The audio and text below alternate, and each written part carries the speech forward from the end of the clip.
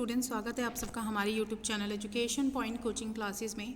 तो बच्चों, आज की इस वीडियो में हम शुरू करने वाले हैं वापस से एक सीरीज़ ऑफ वर्कशीट, जिसके अंदर आज हम लेने वाले हैं वर्कशीट नंबर 42।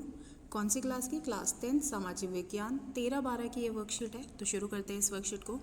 बच्चों, आज की इस वर्कशीट में हम एक नया चैप्टर पढ़ने वाले हैं जो कि है विनिर्माण उद्योग, अर्थात किसी वस्तु को उसका परिवर्तन कर देना, उसको दूसरा स्वरूप दे देना।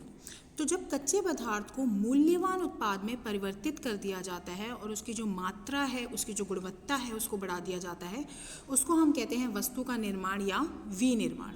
उदाहरण के लिए चीनी गन्ने से निर्मित होती है, तो वहीं द्वितीयक कार्यों में लगे व्यक्ति कच्चे माल को परिष्कृत वस्तुओं में परिवर्तित करते हैं, जैसे कि स्टील, कार, कपड़ा उद्योग, बेकरी तथा पेय पदार्थ संबंधी जितने भी उद्योग में कार्य करने वाले श्रमिक हैं वो इसी कैटेगरी के अंदर आते हैं। यानी कि जब कच्चे माल को किसी और माल में परिवर्तित कर दिया जाता है। सबसे अच्छा एग्जाम्पल है इसका चीनी से, जैसे गन्ने किससे बनता है?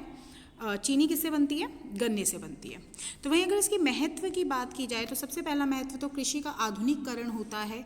जैसे कि मान लीजिए ट्रैक्टर है या थ्रेसर्स है, बहुत सी ऐसी मशीनें हैं जिसको मॉडर्नाइजेशन, कृषि को जिसकी ज़रूरत होती है, तो उसका निर्माण कौन करता है? विनिर्माण उद्योग करता है। रोज़गार तो बढ़ाता ही बढ़ाता है, क्योंकि कृषि पर जो निर्भरता है रोज़गार की वो कम होती है। लोग इस सेक्टर की ओर कार्य करना शुरू कर देते हैं। क्षेत्रीय विषमताओं को भी कम करता है, क्योंकि जो जिस बैलेंस की ज़रूरत है तीनों ही क्षेत्रों में, उसमें बहुत बड़ा रोल प्ले करता है।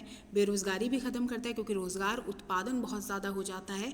तो वही निर्मित वस्तुओं का, इससे जो वस्तुएं निर्मित होती हैं उनको दूसरे देशों में भी बेचा जाता है, तो फॉरेन करेंसी के लिए भी काफ़ी अच्छा हो जाता है। वहीं अगर बात की जाए कृषि और उद्योगों के बीच संबंध, तो ये दोनों अलग नहीं है बल्कि एक दूसरे के पूरक है।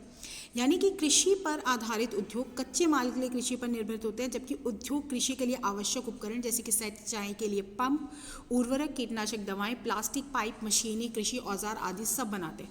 यानी कि कृषि उद्योग की मदद करती है, वहीं उद्योग मदद करता है कृषि को, क्योंकि कृषि को जिस इक्विपमेंट्स की ज़रूरत है, जिन मशीनों की ज़रूरत है, वो उद्योग बनाता है।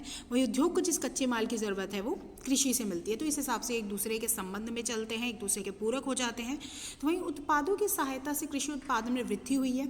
इसलिए विनिर्माण उद्योग के विकास से न केवल कृषि उत्पादन को बढ़ावा मिला है, अपितु उत्पादन प्रक्रिया भी सक्षम हो गई है। तो बहुत ही आसान चैप्टर था। तो वहीं अगर इसके प्रश्नों की बात करें तो सबसे पहला प्रश्न है, विनिर्माण उद्योग से आप क्या समझते हैं? आंसर हमारा वर्कशीट के अंदर ही है।